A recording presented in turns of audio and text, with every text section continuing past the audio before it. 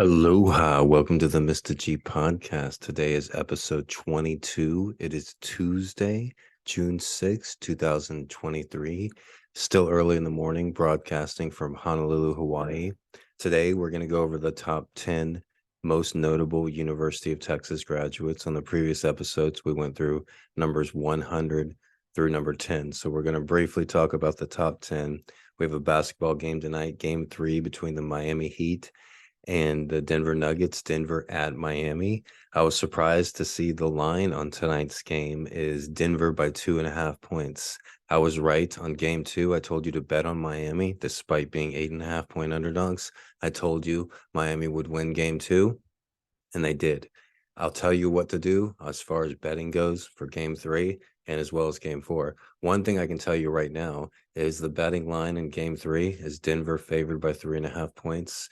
Regardless of what happens in tonight's game, the betting line for game 4 is going to be Denver favored by 3.5 points because I know how these things work, barring an injury to a major player. This betting line tonight is going to be the same betting line as game 4. All right. First and foremost, I want to say on this June 6th, happy anniversary to my lovely sweetheart, Jim, she lives in Manchester, England. She's a very beautiful woman that I've been together, that we've met 1 year ago today. So happy 1 year anniversary to my lovely sweetie. Thinking about you every day. And hopefully you can come and see me soon. All right. Also, it's a 79th anniversary to D-Day, the Normandy landings. There are very few veterans, United States veterans and English veterans still alive from the Normandy invasions when the United States stormed the beaches of Normandy on D-Day. I actually personally have a relative that survived. I believe I have a relative that fought in D-Day. I actually, to be honest, don't know if they survived. I'm pretty sure they survived the D-Day landings. But it was my brother, my grandfather, my maternal grandfather, Joe Takash's cousin or sibling possibly was in the D-Day landings. And a lot of Americans have relatives that were in D-Day. However, it was 79 years ago. So even if somebody was 20 years old storming the beaches of D-Day, and there were a lot of 20-year-olds that day on June 6th, 79 years ago, that person would be 99 years old today. So I was looking online about an article about a man in Springfield, Missouri, who was 100 years old and was a veteran of D-Day. Wikipedia estimates that there are about 2,000 to 3,000 veterans still alive that were there on June 6, 79 years ago. And the youngest of the veterans are in their late 90s. So within the next 5 or 10 years, we won't have any veterans left from the D-Day Normandy invasion. So it's important to remember that and remember the time they served. There's numerous movies and video games that portray the event, and it will be etched in our memories forever. So with that being said, let's go with the top 10 University of Texas graduates according to edu.com. However, actually, one more thing about the facts about D-Day. Let's just do some facts right here about the 79th anniversary of D-Day. The D-Day invasion that helped change the course of World War II was unprecedented in scale and audacity. This is from PBS NewsHour. As veterans and world dignitaries commemorate the 79th anniversary of the operation, here's a look at some details about what happened. Who took part? Nearly 160,000 Allied troops landed in Normandy on June 6, 1944. Of those, 73,000 were from the United States, 83,000 were from Great Britain and Canada. Forces from several other countries were also involved, including French troops fighting with General Charles de Gaulle against the Nazi occupation. They faced around 50,000 German forces. More than 2 million Allied soldiers, sailors, pilots, medics, and other people from a dozen countries were involved in the overall operation. Overall, the battle to wrest Western France from Nazi control that started on D-Day. Where and when? The sea landing started at 6:30 a.m. local time just after dawn, targeting 5 codename beaches, one after the other: Omaha, Utah, Gold, Sword, and Juneau. The operation also included action inland, including overnight parachute landings on strategic German sites and U.S. Army Rangers scaling cliffs to take out German gun positions. Around 11,000 Allied aircraft, 7,000 ships and boats, and thousands of other vehicles were involved in the invasion. Victims on all sides. A total of 4,414 Allied troops were killed on D-Day itself, including 2,501 Americans. More than 5,000 were wounded. In the ensuing Battle of Normandy, 73,000 Allied forces were killed and 153,000 wounded. The battle, and especially Allied bombings of French villages and cities, killed around 20,000 French civilians. The exact number of German casualties are not known, but historians estimate between 4,000 and 9,000 Germans were killed, wounded, or missing during the D-Day invasion. About 22,000 German soldiers were among the ones buried in Normandy. So in modern time, a few thousand D-Day veterans might still be alive. The youngest are in their late 90s, almost 100 years old. A few dozen are in the Normandy for the 79th anniversary today. You'll probably see news highlights of that. Charity organizations and local French residents helped organize their trip back to the beaches of D-Day, including providing travel and housing to ensure they could make the journey. Next year, world leaders are expected for a major commemoration marking the 80th anniversary of the invasion. So next year we have 80 years since D-Day. There's an estimated only 2,000 or 3,000 D-Day survivors still alive, the youngest being in their late 90s. It won't be a few years before there won't be any D-Day survivors alive, and it makes us think about our own mortality as well.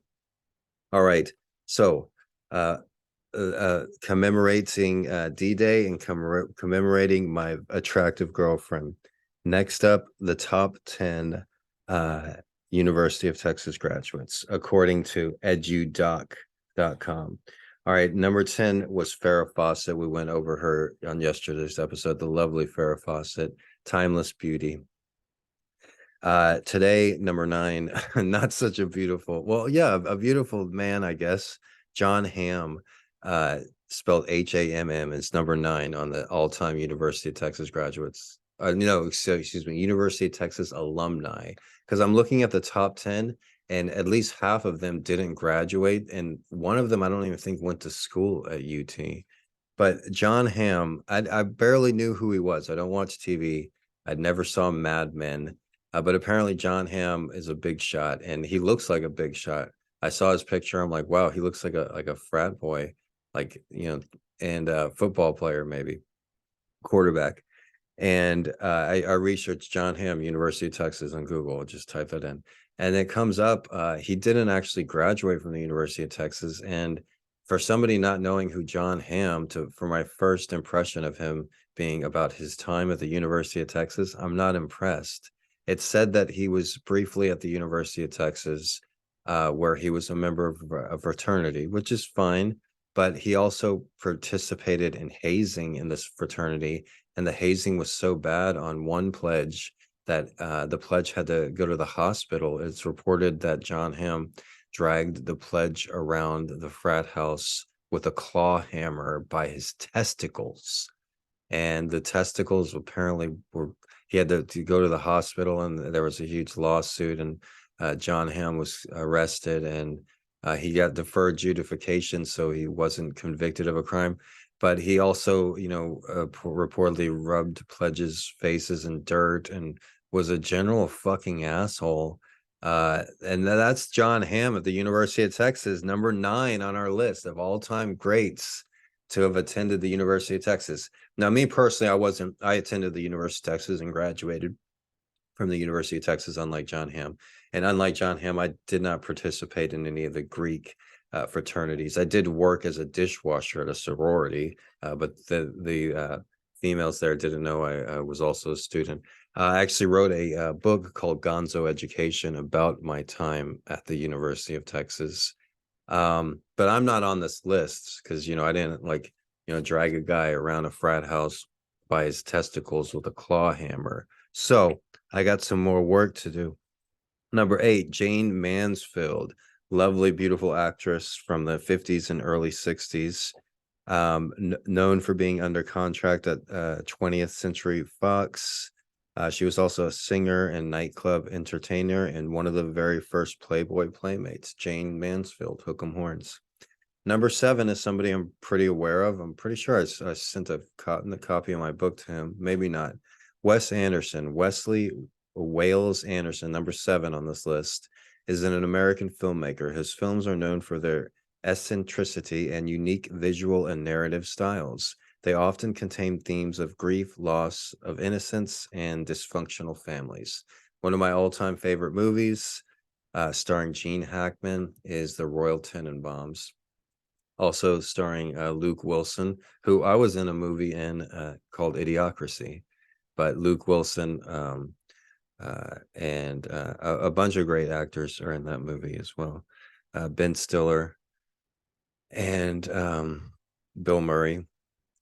Okay, but The Royal Tenenbaums, great film. Wes Anderson, I mentioned Dobie Dormitory yesterday, Dobie Mall. He actually worked at the movie theater in Dobie Mall as well, where I spent a lot of times watching independent films. I spent a lot of nights watching movies in the Dobie movie theater with the whole theater to myself. Number 6, Ethan Hawke. Ethan Green Hawke is an American actor, author, and film director. He's been nominated for numerous accolades, including Academy Awards, 2 Golden Globes, and a Tony Award. Hawke has directed films as well. Now, I researched Ethan Hawke, University of Texas, and from what I saw, he was born when his parents were both students at the University of Texas, but he never actually even went to the University of Texas. He's number 6 on this list. I couldn't find anything about him going to school at the University of Texas. Wes Anderson at least graduated. John Hamm didn't graduate. A lot of people in the top 10 here, they didn't graduate from the University of Texas. Like I said, Ethan Hawke, he didn't even go to school there. His parents did. But I suppose he was born on the 40 acres, or at least conceived on the 40 acres. Number 5, Owen Wilson. Owen Wilson is a famous actor, brother of Luke Wilson, friends with Willie Nelson, very good friends with Wes Anderson. Luke Wilson, Owen Wilson, and Wes Anderson, they're in one of my all-time favorite movies, Bottle Rocket. And Bottle Rocket is Wes Anderson's first film, if I'm not mistaken. And it's Luke Wilson's first and Owen Wilson's first film too. And it really gets the vibe of what it feels like to grow up in the upper middle class suburbs of Austin, Texas. Basically, is what that movie feels like, and it was filmed in the upper middle class suburbs of Texas. Wes Anderson was, a lot of his movies really have that suburb of what it feels like growing up in the suburbs. Wes Anderson's next movie was all about a student who grew up in the suburbs. All right, number 4, the famous Janis Joplin, the lovely Janis Joplin. Janis Lynn Joplin was an American singer, one of the most successful and widely known rock singers of her era. She was noted for her powerful soprano vocals and electric stage presence. Janis Joplin, great legend, lived a fast, hard life, drank hard liquor, and had promiscuous sex. I read a biography about Janis Joplin, and I'll never forget it. I read it while I was working at the University of Texas after I graduated. And one story that really got me is she spent her freshman year hanging around the University of Texas. I think it was probably 1967, early 60s. No, yeah, it must have been like 64, 65. And she was very promiscuous, and the other women on campus didn't like her, and she was actually voted ugliest boy on the University of Texas campus during that first year for their yearbook. Ugliest boy. And she acted like it didn't bother her, that she just like walked around with her head high, and she walked around the 40 acres campus without shoes is one thing she was remembered for. But her roommates reported in the biography I read that she would just cry all night, and it upset her so much, but she didn't let it show. and credits to Janis Joplin. She ended up dropping out of the University of Texas when she met one of the founding members of the Grateful Dead. They were hanging out on Guadalupe Street, taking LSD and just chilling. And he got the idea of let's hitchhike to Austin. And somehow the one of the founders of the Chronicle newspaper, the infamous newspaper in Austin, Texas, he's somehow involved in the story. But Janis Joplin and this member of the Grateful Dead hitchhiked to San Francisco to Haight-Ashbury, and she became a legendary music legend. Also, Steve Miller from the Steve Miller Band, while I'm on the story about music legends of that time, Steve Miller, legendary musician, legendary rock artist, he actually applied to the University of Texas Music School, and he got rejected. And he said it really hurt him really bad, and he really wanted to go to that school, but it's the only school that he applied to. But instead of hanging his head down low, he took a big jet plane to California and became a music legend. So Janis Joplin, Steve Miller, both of them thought that they were going to be University of Texas graduates, but something else came up, something bigger, something greater, and it took them to legendary status. Number 3 on the list, Kevin Durant. I actually met Kevin Durant when I was at the University of Texas. I mentioned it in my book, Gonzo Education. It was just a brief interaction. The University of Texas has these huge buses that the University of Texas has 50,000 students. It's one of the largest schools in the world. And they live all around Austin too. Some of them live on campus, but most live off campus. So they have these huge buses that transport students and faculty to and from campus, and the buses are bright orange, and they have like huge Longhorn symbols, and you don't have to pay to get on these buses, and so everybody rides them. And one time I was getting on a bus, and it was odd because I got on the bus. Sometimes they're crowded, and the whole front part of the bus was just crowded with students sitting right next to each other. But then I looked in the back of the bus, and Kevin Durant, 18 years old, was sitting there by himself, and nobody was sitting by him for some reason. And this was before he was famous, before the basketball season even started. And I was like, what, are they afraid to sit by a black dude or something? And then so I went to the back of the bus and I sat down. And normally my legs are higher than everybody else's, because I have very long legs. But I noticed his legs went up higher than mine. I was like, oh, wow, your legs actually go higher than mine. You must actually be taller than me. I'm like, do you play football? He's like, no, I play basketball.